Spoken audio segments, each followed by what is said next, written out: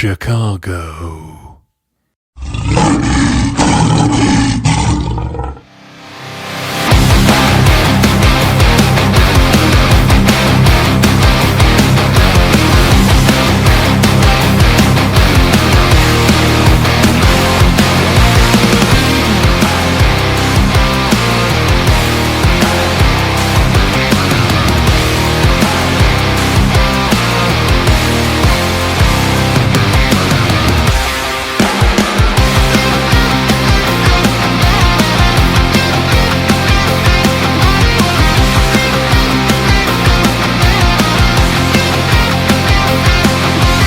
Again, and I'm glad that you've chosen us to be your source of both entertainment and enlightenment. This is APX, helping you to develop the mind in order to become an unbreakable mind, an unstoppable force, an untamed spirit, and ultimately your very own army of one. Now, normally, this is the part of the interview where I would quote something out of my own cherished philosophy, but I'll savor that for today. And I'd like to regale a little story, and it's a quick one.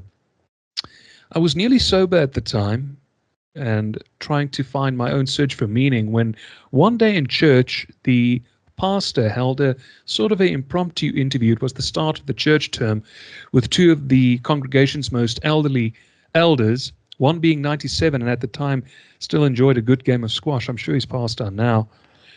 And he said that life gets better as you age. Now, for the detractors out there, and I'm sure there are quite a number of them from the peanut gallery, they might think, yeah, right, life gets better when you've got a nice, modestly fattened or aversely fattened bank account, so you can afford that comfort. It's not the point. With each passing year, life throws us a curveball, and it was put even better by a former colleague of mine who died tragically young last year, who said, my problem might be smaller than your problem, but we both go through the equal amount of stress. The answer may lay that we rise above the turbulence. Cue where this lovely beauty comes in. It's seated across from me a second time. Carolyn Deck is now a published author of the popular self-help guide called Above the Turbulence. She is truly a remarkable woman. She's had a storied career, formerly in the travel industry, an industry which my mother also happened to have come from, and just a dynamic, phenomenal human being, above all else. And let me just add for good measure, this is a God-blessed interview as well, seeing that in 2 weeks' time, the Box will take on the All Blacks in 2 tests.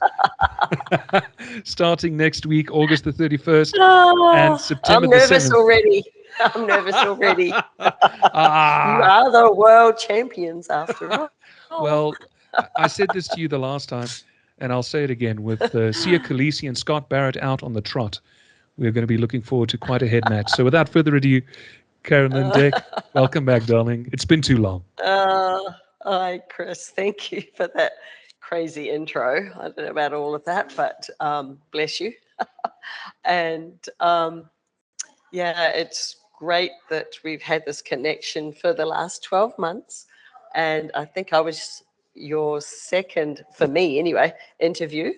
And when I saw that lion, I just knew that we had a connection. It was awesome. Well, we share notions on the same thing. You had mentioned the last time that you grew up a tomboy, and you being a Kiwi, me being a South African, we both have as mentioned, a passion for the sport of rugby. You've been through a torrid time. Let's kick off there with the elephant in the room. What happened?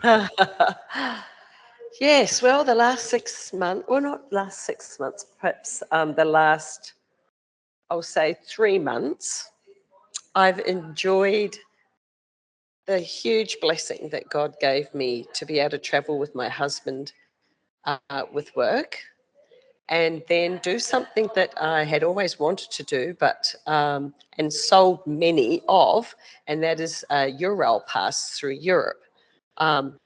And it just transpired that we had 2 bookends, 2 dates that we were in Europe, and I just decided I was going to put in place now the experience of traveling in between these dates on a Eurail pass. So, you know, there's that verse that says that all good things are from him. And I just felt so grateful in my heart that I was blessed with this. Um, and it was truly a great time. But we also know that sometimes the mountaintop will have you come crashing back down to the valley. And reality hit when I returned to America. First off, the good news, our condo had sold because, yes, we're relocating back to Australia after 9 years in Chicago. But the bitter of the sweet was that I had 2 weeks to move. That was when our closing date was. I've got a 100-pound dog and I've got my husband is winding down in his major role here after 9 years. I had my 29-year-old son, our third boy, relocating with his beautiful wife to Michigan. And actually, in all the moves, Harry has always been with us, not always in our home, but we have been together for this 29 years. Of course. Not only was he leaving, as my mum calls him, the gentle giant, he's such a joy to be around. But we got told that we are going to be grandparents for the first time. Oh, congratulations.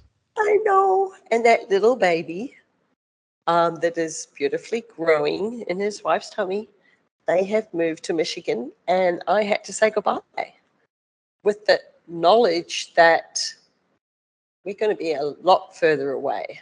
Mm. And that kind of broke my heart. You know, whenever there's change, there can be grief. Of And course. this really hit home hard. And then it started me on this roller coaster ride. And I alluded to you before this interview, I felt like I'd been dropped in to one of the big waves. You know, your South African audience will know a little bit about surfing. I only know about surfing from being on the shore and hearing the stories from my boys. Sure. Oh, and plus watching the incredible Netflix series on the big wave in Nazaré. Isn't it a good documentary? Oh my gosh. And that canyon, that is the largest canyon in the ocean floor bed, I believe. Yeah. If not the biggest, it's certainly the biggest in Europe. Mm. And interestingly, I'd also just been there back in March, celebrating my son's 30th birthday, my other son's 30th birthday, because he loves Portugal, and that's where we went. So anyway, so I had that in my heart, and then the ache of leaving my daughter, who has also been with us for the last 27 years, and leaving her in Chicago, and another son that lives in Charlotte. And I'm like, wow, this is the beginning, and it really hit me so heavily. And then not only did I have to deal with that emotion and the change and the move, I got the bad news from New Zealand that my mother was gravely ill. She had had a terrible fall, broken her hand, fractured her hand, the top of her femur, and her pelvis. I'm like, what more can be thrown in here? And I'm And guessing this happened, sorry to interrupt, but I'm yes, guessing this that's happened okay. one after the other. Yes, yes, like in the Concurrently. space, yes, and in the space of probably a week of returning Yee. back to America after being on the high of this incredible trip that I believe God blessed me with. And I'm like, oh my gosh, I have to just, I'm sorry, but hello. You know, I had to take my own advice. And in, I think it's chapter 3, page 40. Yes, it's chapter 7, noise cancelling headphones and a great playlist. I had to switch on straight away into not my monologue, but what God had for me. And you won't believe it, Chris, that day, as I do every day, I open up Sarah Young's book called Jesus Calling. Mm-hmm. And you know what he told me that day? Do not worry. No. I'm like, and I just burst in tears. You know, how could I not worry? Well, I can tell you how you do not worry. And this is exactly what I did. I took my own advice. I had to stop. I had to evaluate the situation, but I had to do it through the lens of above the turbulence, because I can assure you, Chris, that you don't get perspective if you're flying down here in the turbulence and being tossed around like a cork in the sky.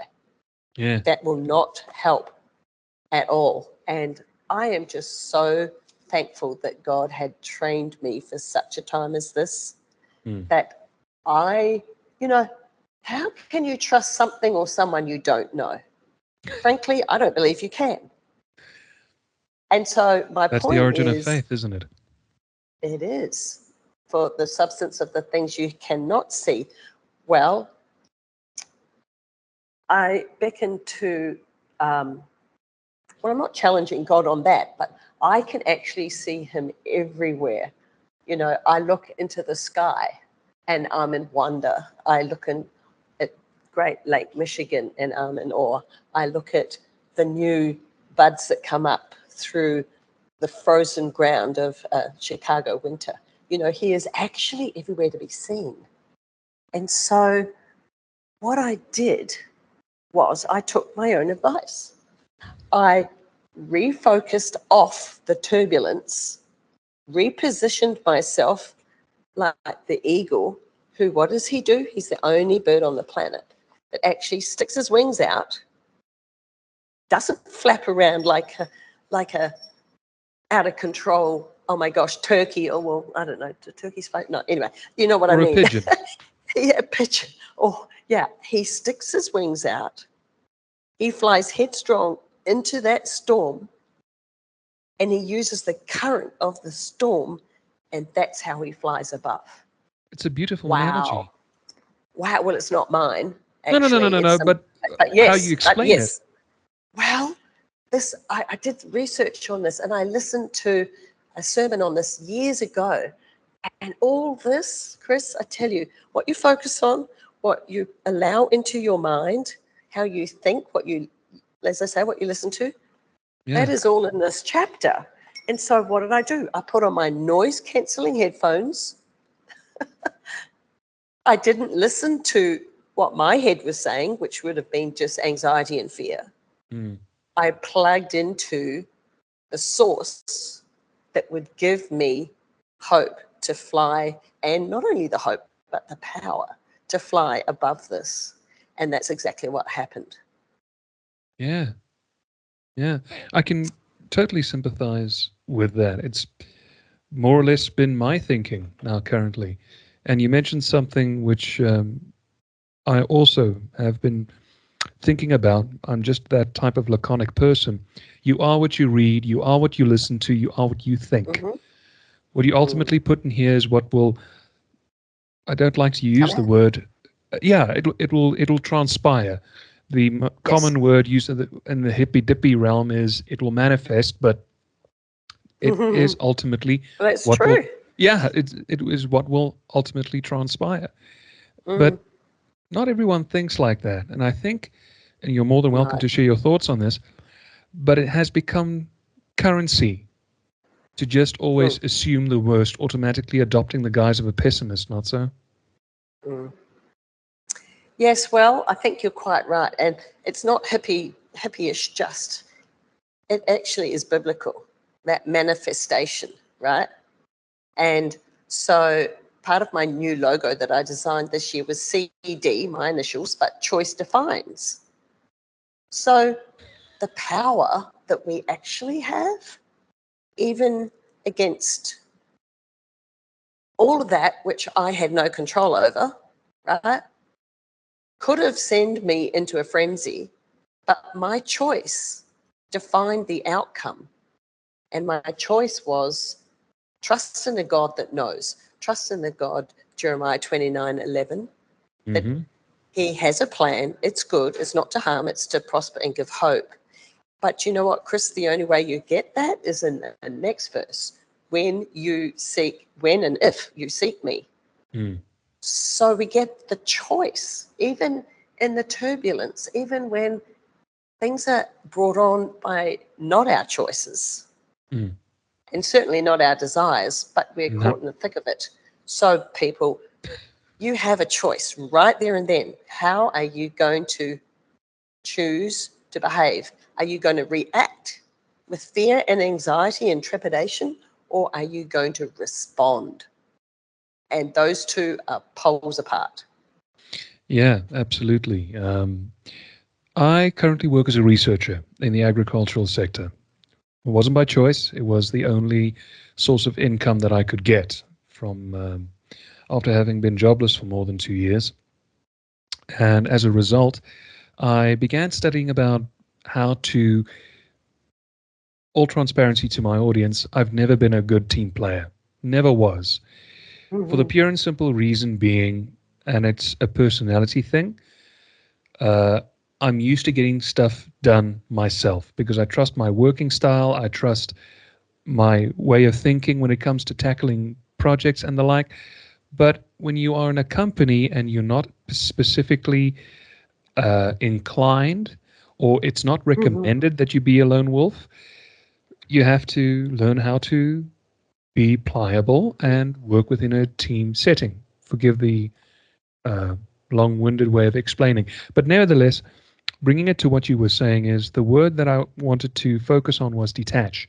When facing a crisis problem or anything where change is involved, it's imperative to first and foremost detach from the scenario, because when facing with a situation which is not to your liking, I only learned the term myself now the last year or so. It's called an F3 response: fight, flight, or fear, which is the immediate emotional responses. Mm-hmm. So you have to detach from that and then think carefully about how to tackle the scenario from then on. And it's equivocal as well in a personal setting, that you reframe the entire scenario and work it out in your head by means of saying, what is the worst of that old secular saying of, what is the lesser of two evils? Do I go this Mm-hmm. way or do I go that way for the greater good? Or what would be the result otherwise? It's entirely all coherence. And I love how you have framed it in your mindset, in that, oh my goodness, all this change is happening, but now I have to take a step back, trust that there's a bigger plan at work, and all I have to do is just follow. But the choice ultimately is I have to detach in order to reach that point of notion of spirituality. And I dare say detachment is also the origin of faith, because then you rely lesser on self. You get me? Which is Yes, I also a do. big And I lesson. hear you. Which is also a big lesson that I've had to learn. Um, I've told the story before, but it bears repeating. I loved what I did for a profession. I loved playing music. I loved talking. It is part and parcel the reason why I do shows like this. In starker contrast, when I was on FM, I never, ever, ever conducted interviews regularly. I maybe did one or two. So this platform has been one measure to exercise that muscle. But the point being is, when it all came to an abrupt end, I think, where do I go to from now? My mouth was uh, my money maker, and now I can't do that because of office politics and some other politics as well. But there's always a reason why something gets taken away so that something Mm-hmm. better can take over. That's also what I take from what you have explained in your monologue now recently. Mm. Yes, a door shuts and another one opens. I guess to help your audience, though, what if you have numerous doors open? What Yikes. happens then? Yes, yikes. And I love Proverbs 3, 5, and 6. Trust in the Lord your God with all your heart, mind, and soul, and rely not on your own understanding. Then there's that. And so, for somebody like yourself that has always leaned into self, right? You were your own. Oh, that wasn't a good analogy. No, no, Actually, no, no, no, no. I know what you were trying to lean into. You stopped yourself controller. midway. You stopped yourself midway. Get it Um, out of your system. No, please carry on with um, what you were saying. yes. So I don't take I offense. just want to get people even closer to some truths. And I believe that is that we actually control very little of our Agreed. lives. We think we do, but God says, be careful of that understanding that you control your bank account or you control your 401k or your car or your house, and you throw your security into all of that. Because he also says that in just a breath, as in a word, he controls the waves, the mountains. He can just, and look at Job, he can just take that all away. And Yeah. so I guess what I'm saying is that through my book and what I've experienced in my life and testing the waters, let's say, or the winds, I have just learned that trusting in self does not work, No, it doesn't. right? And it can lead us really down either a rabbit hole or into a prison cell, figuratively speaking, or maybe for some, literally, that you never intended on going and intended on doing. And so I think this posture of surrender and realizing, hang on a minute, who can I and what can I plug into that will be my true source, that's available 24/7, that actually has power way beyond what we could even possibly imagine. And I have tested this over and over. And, I have another little story in here about that. When I arrived in New Zealand, I had my phone all plugged in and it was charging, good old iPhone. And I got to New Zealand and it looked like this, black screen. For those who are listening to this, it's a black screen. It looks like it got a couple of cracks in. Yeah, that's the cover, luckily. But yeah, I'm a bit cracked too, so that's okay. It's a good Oh, reminder, right. actually. Those But yeah, fiberglass covers. yeah. So the screen is good. Um, but what I realized was, hang on a minute, that's good. I can plug into the cloud. I've got my computer. I'll just log in. And I'm like, but hang on, I still have to plug that into a power source. It has to, what do you call it? Power up. Turn on, power up. And then, hang on, I'm in a different country. I need to log in. I need to have a New Zealand Cell airway reception. space. Thank you. I'm such a techno not. And I'm like, I realized just then again, guess what? Okay, my phone didn't work and I relied on that heavily. That had my airline ticket on it. It had my phone numbers on it. But that's okay. I've got a computer. I've got the big cloud, right? I can log into my cloud. Yay, I'm good to go. Yahoo, this is good.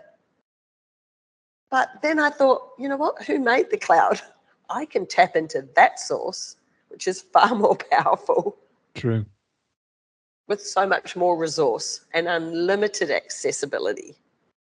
And so to my story of just what happened 3 weeks ago, that's where I plugged in. And I listened to him every day, and it was incredible, the doors that he opened. And within 48 hours, can you believe this? 48 hours after reaching out to the right people that he directed me to, I believe, I had a relocating agent. I had a moving company. I had booked the elevator shaft and the date of move. And I had signed a contract on somewhere to live. Hoo-wee. I mean, talk about kick the boxes. Well, tick the boxes, but yeah, Kick, tick. tick.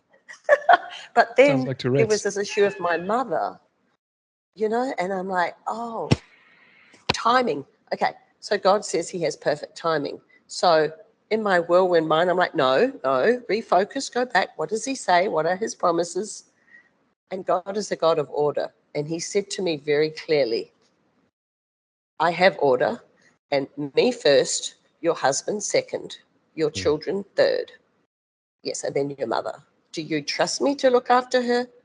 Well, guess what? You need to stay put in Chicago and relocate, organize the movers, the packers, the new contract, attend your son's farewell, be there, be present with your other children. Actions speak louder than words. Show that was so important in my heart at that time. And I'll look after your mother. You'll go when I say you can. And you know what? The timing was perfect. The day after we moved, the day after I farewelled my son, I managed to get on a flight to New Zealand, and Mum was still alive. And I've seen those videos, and I mean, she's as strong as an ox. It's evident where you got your spirit from. Yeah, well, she's outlived 2 husbands, but the odds, Chris, were against her. She's been depressed pretty much her entire life, on medication for that, an alcoholic. Now, no kidding. Yeah, she was been an alcoholic probably since her teenage years because she relied on that. See, don't we just rely on stuff that's just not reliable? Anyway, she relied on that to give her confidence to socialize with people. And then sadly, that became an addiction. Sure. And I look at her and I'm like, wow, Mum. And I've told her this, and it's in my book. She asked me, so your father may have introduced you to your faith. What have I given you? And I said, Mum, you have taught me how not to live. Ouch. And then I gave her a big hug and we cried. I said, because the cost of your choices in your life have been so costly. And you've actually shown me that isn't the path I want to take. That does not lead to what we are deceived in thinking we will find. You know, this pain will go away. Just have another drink. Well, guess what? I mean, you know only too well what I'm talking about. And so for me to go and witness my mum against all odds, to still be alive, and then to have, I think, this godly healing over her body. I wanted to say, because she looks sprightly. She's incredible that she has that strength, you know, in our weakness, he is made perfect, right? Because we use his strength. And now she not only has that, she has this purpose enlightened or fired up or relit in her heart to go, you know what? The gift I've been given is to play the piano. I can bring joy to the old folks, as she calls them, as she's 87, the old folks in my retirement home. I said, yes, Mum, because you know what? You're the only one that can play like you. You're the only one that can send the melodies and the sounds of joy to many wards. They can hear Rosemary playing, and you've lived into your name because you leave a sweet aroma, Rosemary. Oh, yeah. You're amazing. Isn't that just precious? It's, sorry, I know it's slang, but it's a beautiful word. It's purely bonza. It's bonza. I want to talk about something just off the cuff.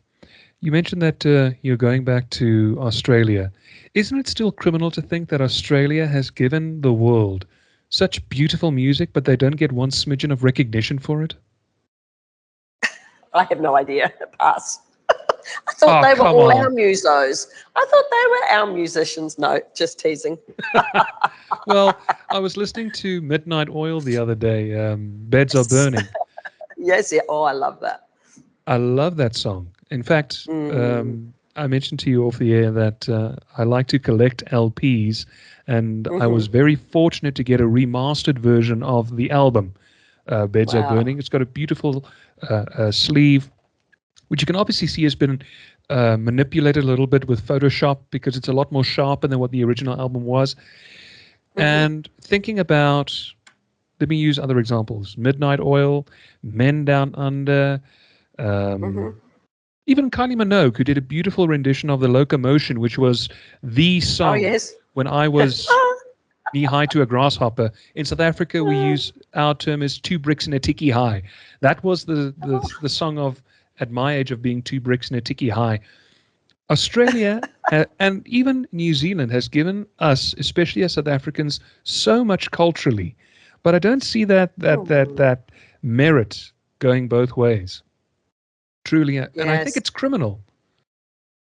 I, as I say, I can't speak on that. I really don't know. I'm going back to Australia to um, reinstate an Australian residency. So we have been gone for 10 years. And so Okay, I embrace going back to that land, to those people. I love Australia, even though I was born in New Zealand and I'm a true blue little Kiwi girl, flightless sure. bird that has learned to fly. um, But so, Aussies and Kiwis get mm, along well, don't you? oh, yeah, they're like our cousins. Absolutely. Yeah. And Mm. I was taught radio broadcasting in the Australian realm, and that's also another. You don't have to comment on this. This is just my observation. Mm. When it comes to musical taste making, and of course the practice of free speech, no one does it better, in my humble opinion, than Australia and New Zealand. And I think the reason why is it's that fiery spirit with New Zealand, especially the Maori spirit, where they are. Can I use the word aggressive? But passionate, aggressively passionate in Hmm. their heritage. Equally the same with Australia. And I think that's why I have been drawn to that culture as a whole because of that aggressive passion. Just a little bit of anthropology. But Mm. are you guys planning on going to like the Gold Coast, to Melbourne, Sydney? Are you a Well, city gal? Are you more a rural gal? well, I love it all. But we have our home. We didn't sell in Brisbane, so we'll Oh, be heading to Queensland. Yes, and amongst all this, our second son, who was educated in Australia, but then went to New Zealand, played a bit of professional rugby, of course, um, and then went to Portugal, played rugby up there, mm. um, among other things, surfing, of course. Um, he is relocating down to Melbourne, so Oh, I I'm see. excited to see him and spend more time with him. And our eldest son, Jeremy, has never left Adelaide, and he got there when he was 5. So Okay. um, whilst we're leaving 3 siblings in America, um, we return home to find home. I'm not quite sure where the heart is. Um, it's not bricks and mortar. I truly believe that, Sure, because you of can have a course. beautiful home and it be, mm, yeah, not so fine. So, yes, I'm just going to embrace this whole new chapter Well, back in it's Australia. very mature of you to adopt that mindset, especially at your age. I have to repeat Oh, again, change, and I mean that in a humbling way. I mean that in a humbling way. I'm not implying that you're old. In okay. fact, you're only old when the candles cost more than the cake. So let that be a Oh, comfort. okay. Well, I was on a podcast this morning actually, and it's called Age Has No Limit. And I'm just like, oh, I love that.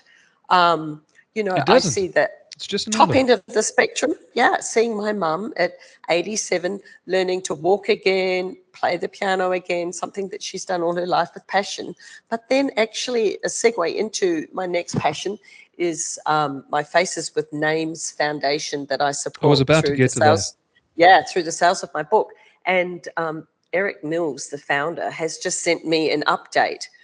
He's just returned and he's calling it Embrace the Vision. And I was so blessed to be there in March to meet these children. It was the first group um, venture that he's taken. Yeah. Um, and to see the updates in these buildings, like we were talking about a girls' dorm But now, not only were the foundations laid, but the walls are there. The roof is coming. We've seen the harvest of the crop that was planted earlier in the year. We just these children, age has no limits. These children that have now a sparkle of joy in their heart because their tummies are filled thanks to this foundation, thanks to the harvest, thanks to the seed that was planted in the heart of my friend Eric, and then in the heart of Pastor Daniel and Mama Erica. The seed that was planted that is just seeing the harvest, and the stalls are full and overflowing. 250 children now, smiling faces, these little orphan children. And I'm just in awe that these kids are young, but age has no limit. Let me tell you, these kids' desire and passion to learn, to then become doctors and nurses and lawyers and wherever God is calling them, it just blows my mind out of seemingly against all odds. These kids have a future of hope that they are fully embracing, and it just warms my heart. Sure. Now, I'm guessing through this charity, they are focusing on food education, community building, education. I did say food education, but ground phase education and maybe even tertiary education. Yes, so that's a really good point. They started this foundation 10 years ago with nothing, literally nothing. Over this time, thanks to generosity and support of others and doors that have opened, they keep having access to buy more plots of land. So they have a primary school, but then these kids had nowhere to eat. They'd have to be fed out of a shed that I actually have been to and served, that is in the mud or on the ground. So now there's a building in the process. You'll see on the video clip, I think I gave you the link. There is now a boys' dorm finished. There is now a facility where these kids will be able to eat at a table. That then converts into a sports indoor playing centre. And now they've bought another parcel of land for their high school because these kids are now graduating. It's been 10 years. And so their vision is to actually get them graduated through high school. So then the next phase of learning and opportunity, they will reach that age fully prepared.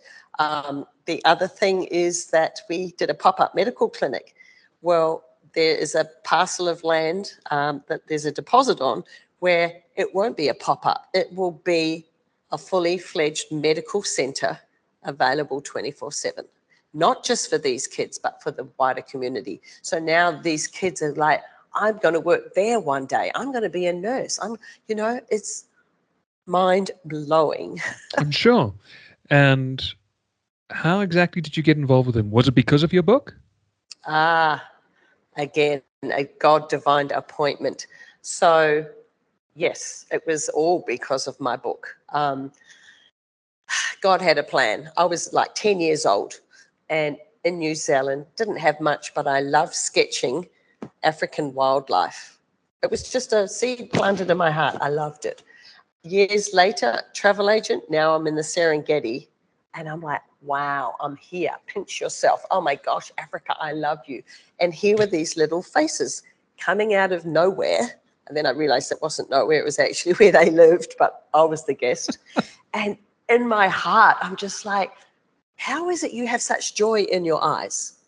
Remembering I grew up with a drunk mother, right? And there was no joy in her eyes. So I knew what it looked like looking into the eyes and the soul of somebody. And these kids are just like, oh, who knows, one day. And then off I went in my African safari truck and left. Well, a good decade later, now my daughter's in Malawi. These are dots. Can you see? These Yeah. are dots And that they're all God busy connected. dropped, And I've got a family connecting. connection through Malawi as well.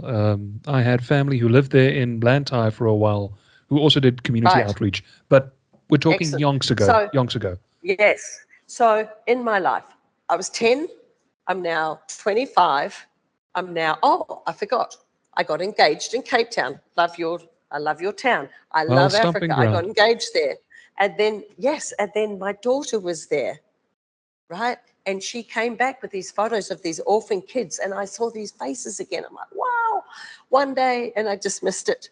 Well, then investing in myself to learn how to write, because I had no idea, I met Eric at a writers' conference, and he showed me the brochure of Faces with Names, and I was just beside myself. I'm like, wow, that's 50 years in the making. A full circle moment, for sure.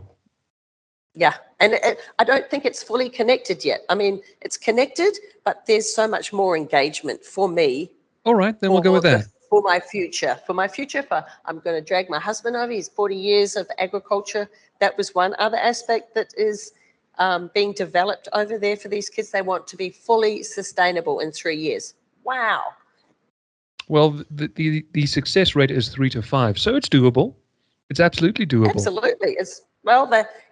They've started 10 years ago with nothing, and because of the generosity and the hope and the vision of a lot of people, these things are happening. And so, God uses us as conduit for his work to be done. Sure. How does that happen? Through us. And it's such a privilege. I can't add to that. I happen to have had this argument early in the year with some of my superiors where I said, listen, if you want to do something community driven, you have to operate like a business. And I'm just explaining the logistics behind it. Because if you want to make it, as what you have said, you want to make it a full integrated structure and you want to make it self-sustaining, it's not going to happen in 6 months. There's just too much to get out of the way. You have to think about, as you said, room and board. You have to think about food. You have to think about facilities. Medicine. And let's not even talk about... No, please, carry on. You've seen me sip cups of coffee and taking drags out of this thing intermittently. But you also need to think about durability. Fortifying those buildings, especially when they can have harsh weather. And I'm assuming this is the one that you sent me from Uganda with its monsoon seasons. So as a result as well, you have to think about all of that, and you can't think about it ahead of time. You have to go with the flow. And as a result of that, that's why I say anything business or community driven, the success pattern stems from 3 years to get situated, 5 years ultimately to get to reap the fruits of it all. So it sounds absolutely exciting. And you are just confirming what I had said early on in the year. You are from what you had mentioned. And I'm excited for you as well, especially, there are only so many degrees of separation in that regard, in that you have this vision, but you don't ultimately know how to get there. And most of us like to think that it's the end of the end destination, which is the most important, when it's actually the journey. The journey. Absolutely. And, we don't know that journey. It's that verse. That's my foundational verse. And so on a practical sense, I would encourage people to look at their lives and what is foundational to them and revisit that and go, well, I believed that this was my security. This is the bedrock of my foundation. Oh, shoot. It's splintered. It's been washed away. It's cracked. It's like, oh, dear. Maybe I haven't got that quite right. So my challenge as well to your people is to really, like Andy Stanley says, believe, actions, and outcomes. Oh, yeah. What you believe, you act on, whether it's a subconscious belief or it's in your front of your mind. Inherent conscience, yeah. I believe this, and this is what I'm going to do, and the outcome, a bit disappointing. Oh, well, it's still what I believe. I'm going to do this, and same outcome. What do they say? The fool keeps doing the same thing. Well, that's the definition of a moron. A person who makes the same mistake 99 times, but on the 100th try, they're expecting a different result. Yes. So the fundamental little nugget takeaway is people, how do you spell believe? B-E-L-I-E. Lieve. B-E. Just maybe hidden in what you believe is a big fat lie. And I just was so thankful for that aha moment in my life, because it enabled me to stop and pause and look back. And, you know, because I look at my mum and she still hears the voice in her head of her mother and still believes what she thought she heard, which was, you're not good enough. Yeah. And you're never going to amount to much. And in fact, you're just like, imagine what I could be doing if you weren't here. You know, unworthy, unwanted. And so this is, if there's no big takeaway other than this, is people just put a peg in that wheel that's spinning out of control, And right? stop thinking of yourself as a square peg in a round hole. Yes. And use your past to actually be the fuel to move you forward. Know who you are. Oh, yeah. Know that all those cracks. I agree with you so hard on that. Those blemishes. Yeah. God, Romans 8:28. He uses all things for good, not for everybody, but for those that trust and love him for his purpose. Absolutely. Amen. That's the story of my life, and that's what's happened. And I keep telling my mum that, you know what, darling, with all the difficulties and trials you've been through, you're still flying above the turbulence, and you have a purpose, and it's deep within you. It's been planted there. Now go live it. Absolutely. You mentioned earlier the analogy of the eagle. It also, I believe it's in 2 Timothy 1:7, after it is said that we're not born with a spirit of fear, but of love and of power and of sound mind. Yes. A little later, And it says, he shall renew our strength and we shall soar on the wings of eagles. Love it. So everything is God driven. That's what I'm taking from what you have told me from then until now. But Yes. just you humor know, me. can I just say on that note though, fundamentally you and I know that's the truth, but that's not the world's truth as they see it. Right? It's not. I agree. Because look at the disaster and the actions and consequences of people and their choices and the outcomes. So we live in confidence and hope, knowing what the good book says, which is basic instruction before leaving earth, right? Correct. Our Bible, hello, God's word. And so for those people that God loves that don't know him, that don't know his fundamental truth, that don't know who they are, that are seeking identification in all sorts of places, that are seeking to fill holes of brokenness, I just encourage you. You know, he said, like I said in Jeremiah 29, not 11, but 12 and 13, when and if you seek me, guess what? You will find me. So for some, I just would hugely encourage you to go and seek him, call on him and say, if you are even out there, and I don't believe you are, but if you are, I'm calling out your name, and just see what happens. Just see what happens. Don't just ask once though. It's like a child, you know, oh, mummy, I want a motorbike, or you know, or not a motorbike, but you know, I want an ice cream. I want an ice cream. I want an ice cream. Well, I want. And as a parent, you know what? I would only want to give what's best for my child. So, of course, you don't get what you want most of the time. You get what immediately. You need. Yeah. But then at other times, there's nothing nicer than for a parent to unexpectedly give on their child. And that is my God. That is my best friend, my father, and Jesus, who walks with me every day. It's a relationship, people. It's not a religion. It's a relationship, because therein you know lies what? The big misconception. He talks to me. He walks with me along life's narrow. I love that song. Whereas religion, is every religion has you climbing a ladder to be good enough.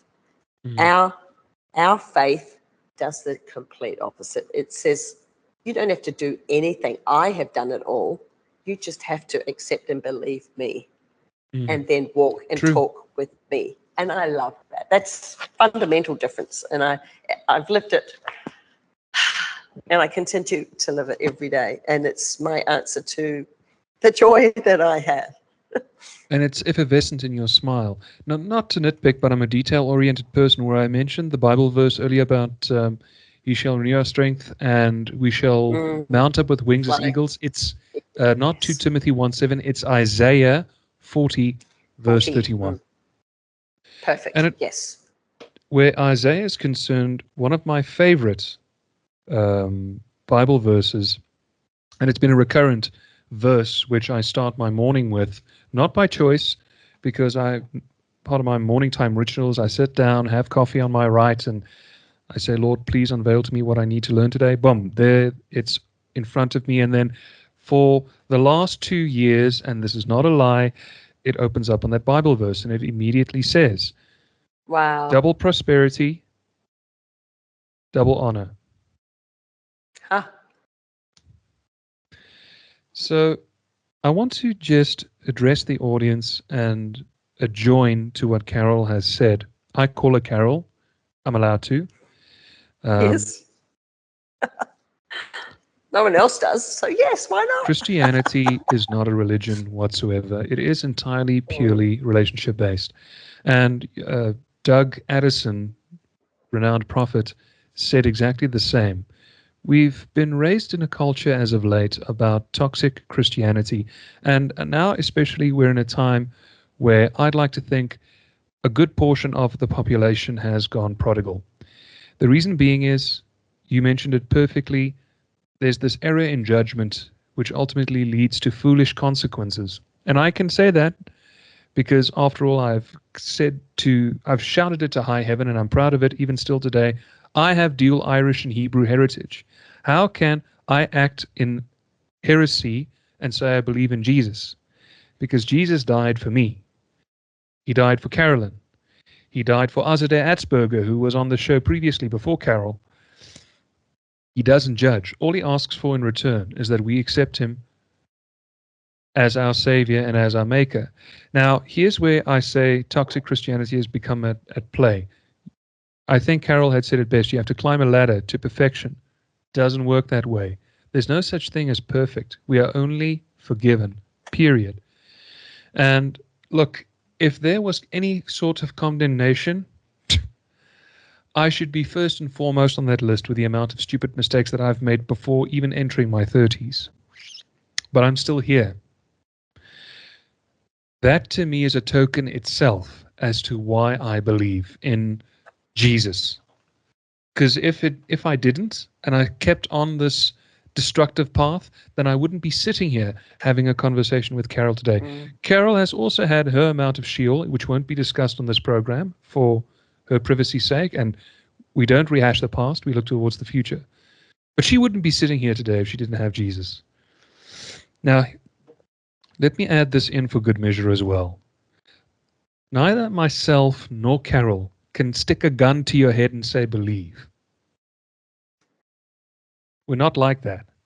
That's not what true believers of Jesus Christ believes. We can only tell you about the heart of Jesus. We can only lead you to the watering hole, but we can't make you drink. But I guarantee you, as I sit here, I have survived 2 suicide attempts. I've survived a house robbery. I survived 10 years of drug addiction and alcoholism, a cancer fight. I've survived disgrace professionally. I have lost my family. I've lost the woman that I loved. And I'm still here. And I'll say it like that famous hymn, it is well with my soul. Oh. So, well, bless you. If you are in a dark space, I would entice you to not believe in anything else but to look up and say, Lord, can I talk to you? Just say that. Mm, Lord, can I talk mm, to you? mm. That's beautiful. And as we talked about this, Roy, he Elroy. is the Roy. He is the God that sees. Oh, he sees And everything. he does, and he sees you, and he sees your pain. And I can assure you, he has everything that you need to overcome it. And then he will use it beyond. I mean, just look at Chris's life, look at my life. He will use it and take you to places that exceed all prayer and expectation. Exceedingly abundantly, he says, is what he can and will do in your life. Let me add this in for good measure. I don't think I ever told you the story, Carol. If you want an example of history of how Jesus works in the background, take this story. A young farmer boy and his dad were working somewhere in the English countryside. And while they're working the lands, they hear a distant cry coming from the marshes. Off they go, and they find a body lying half dead in a pool of water. Father and son grab the body, take him to the farmhouse, nurse him back to health. Sends him on his merries a little while later. And this was in the time of the aristocrats, so the rich and the poor sort of scenario. A good couple, let's say a few weeks or months later, a horse carriage comes into the farmlands, stops, carriageman comes out, addresses the farmer's boy and the farmer and his son. The man that they saved is the son of his client, and he would like to reward them. They first politely decline, but of course, the aristocrat's henchman says, "We're not taking no for an answer." Based on his hero's deed, the farmer's son rather, wanted to go and study medicine, and so the aristocrat's family paid for his medical tuition.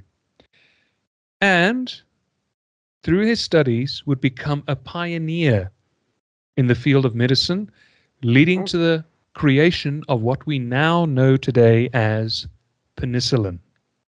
It was Alexander Fleming. The man whose life he saved, he would save again in adulthood, and it would be no Wow. one else as former Prime Minister Winston Churchill. Wow. I did not know that story. That is wow, isn't it? Now, here's one which I know you're going to get a kick out of. It involves a tablecloth. A young pastor gets transferred to a brand new congregation out in Brooklyn, New York, and it was approaching Christmas time. Entering the congregation, the church building it's not even properly kept, never been properly maintained. But they allocate the budget through the congregation of churches. They allocate a budget and they get the necessary repairs. But on the eve of the big Christmas service, big thunderstorm comes, and this pastor is scratching head and he's just saying, please don't let all the repairs go for naught, blah, blah, blah. And as would be the tale, no big damage, but only a big gaping hole in the back of the pulpit. And this pastor's thinking to himself, what am I going to do now? Walking back home and questioning what is he going to do, he passes by an old antique store and finds this beautiful tablecloth. And he buys it literally for an apple and an onion. I mean, barely even a few bobs worth. And it fits perfectly over this hole. In the front pew, a few moments thereafter, he notices a rather elderly woman who comes up to the pastor and she says, are there the initials EBG etched on this tablecloth on the side? Pastor goes and looks, thinking this is a rather strange request. And lo and behold, there's EBG on the tablecloth. And he asks, Madam, how on earth do you know this? She says, many years ago, my husband and I were living in Austria just after the start of the Second World War. I had just finished this tablecloth when the Nazis had just occupied Graz, going into Thal, Austria, and my husband and I were apprehended. We were stripped of our belongings. We were subsequently thrown into concentration camps, and I never saw my husband again. The pastor, heartbroken, wants to return the tablecloth, but she doesn't want to take it. And he decides to give her a lift home.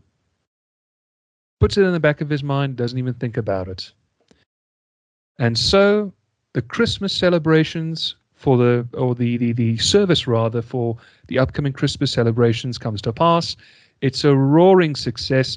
The church is packed, record attendance. I might be embellishing a little bit on that. And everything is going merrily. Afterwards, pastor greets every member of the congregation. It was, after all, his induction sermon into the new congregation. And after all is said and done, only one guest remains. He had seen this chap a couple of times before, but not regularly.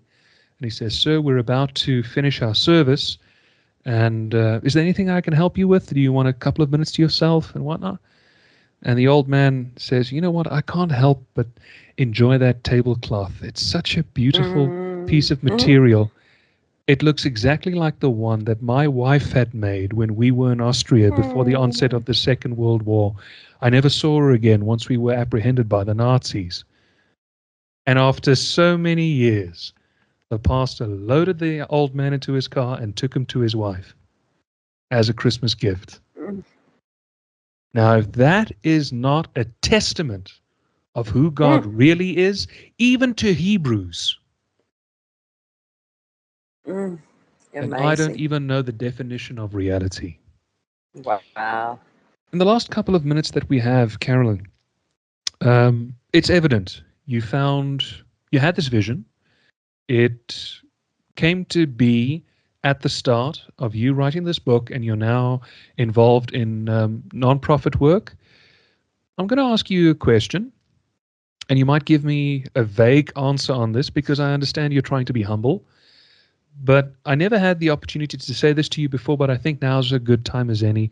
Would you perhaps now, with all your knowledge and the firm foundation of faith that you have, maybe consider entering ministry? Well, my answer to that is I already have. Oh, okay.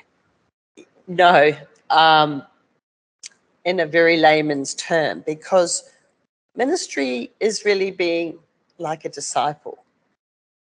And I don't need a cloth or a white collar or being ordained into the church to entertain ministry.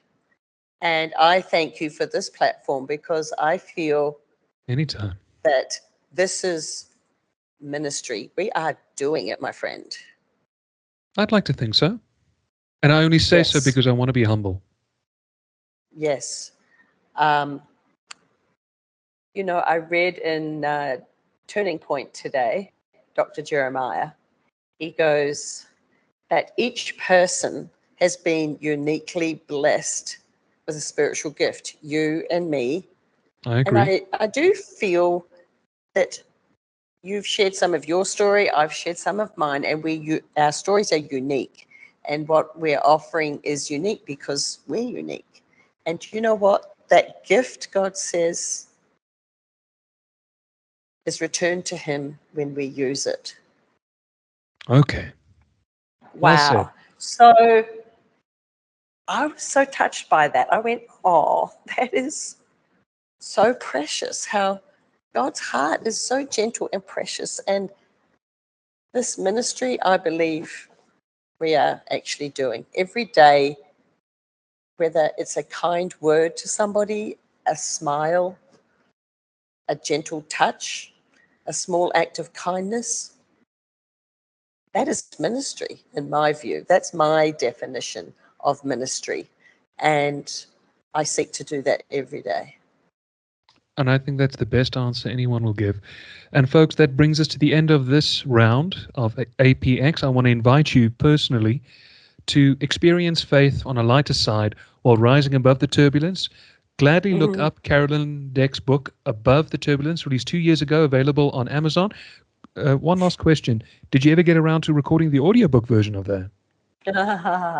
Actually, the launch was only 12 months ago. 12 months ago? Yeah, What is because it then with I'm me? thinking, oh, this Is is it bad. Friday? Yeah. So in the process, and it was quite funny, I went down to Australia earlier this year and I played a chapter to my son. And he goes, don't really like your tone, Mum. And coupled with, you do realize I'm never going to read your book. I'm waiting for the audio. And I'm like, okay, this is honesty for you. I hoped I trained you to be honest. Well, and so the short answer is no. But it's in the works. And it is. And, with all the turbulence I've been through recently and the travel, even in those trains going, gently shaking me down the tracks through Europe, I chose that time to still put on my headphones and listen to something that was fulfilling and uplifting. And I was listening to a new podcast, actually, a mentor of mine and Christian authors. And Tamra was interviewing somebody who is very famous and achieved greatness and has probably millions of followers. And he just said, you know what? Sometimes, well, not sometimes, but there are seasons of life. And we need to pay attention to the season. And he said the work will always be there. So embrace the season. And so with that, I threw out that horrible monologue in my head saying, you're useless. You still haven't done that audio book. That'll never happen. I confidently put my microphone and sound buffing, whatever that thing's called, into the box to be sent to Australia. And there it waits. So the long answer is no. And I enjoy when that season is right with the right tone in my voice. I will record my book. I have a few other things in the pipeline that I can do in the next 4 months while I'm waiting, for this transfer date to come. And that is, I've been working on a work study book. To correspond with To Above the Turbulence. correspond with this. I mean, it's kind of a no-brainer because actually at the end of each chapter, for example, that noise cancelling one, I have reflective questions for you. And I remember, it's just one question. So what are some beliefs from your past that need examining? So, there's a reflection question, there's a little gap. So in the back of my mind, and I'm in the process, I am going to do a work study attached to this. I think that would be incredibly helpful.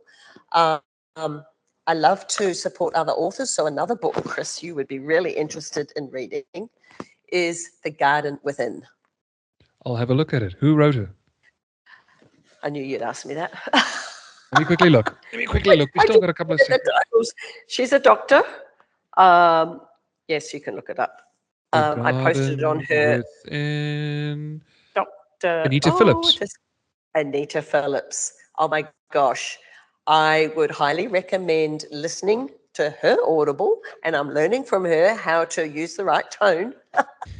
And I am using her workbook that she has designed. So God doesn't waste any of this, right? And He is taking me on this path. And when the time is right, I firmly believe I will have an Audible, and I'll also have a workbook.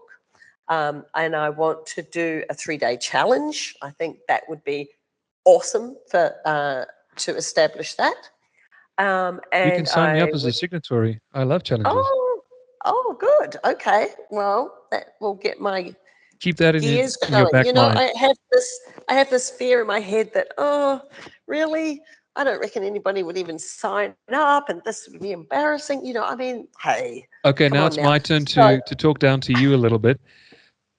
It's the very thing that scares us that we need to do the most. I ran my first marathon back in February this year, and I was scared to death of doing it because I only had 5 weeks to train. Wow. No way. And it was the most exhilarating experience, and I don't believe I would have gotten it if I had not done it. Through. Yes, so I do know this, but yes, I'm procrastinating, but then again, I'm not. I'm still listening. That's not the season right now. I can prepare. You sow the seed and then you reap. So Sure. I'm just being kind on myself. So much has been happening. There is still, in the next 4 months before I leave, so much to do. And God goes, yeah, remember this. You can only do today what I'm calling you to do today and forget about tomorrow. I True. have that. So I am rested and in peace and I'm sitting in comfort in that space. You're That prudent. I am doing what he's called me to do. That will be in the future, but not today. Well, you know what? That's a mature way of thinking. But in all seriousness as well, Carol, you've really sprouted since the last time that we've spoke on this platform. You've really grown in confidence. And this is not just me saying it for Dinkum. All the best of luck for the big move back to Australia. It's a big leap. I'm preparing myself for Yes. something similar, but more details to come. Yes. But Yes. may there come only better from the change. And always rise above the Exceedingly turbulence. abundantly. Oh, yes. And keep rising above the turbulence. Folks, and with that, thank you so much for tuning into this episode. You're more than welcome. Again, I would need to repeat myself. Check out the book, Above the Turbulence by Carolyn Deck, available on Amazon. You can also look up Carolyn. It is at Carolyn Deck on Instagram, right? Well, Carolyn, I think it's Carolyn.Deck, actually. Carolyn.Deck.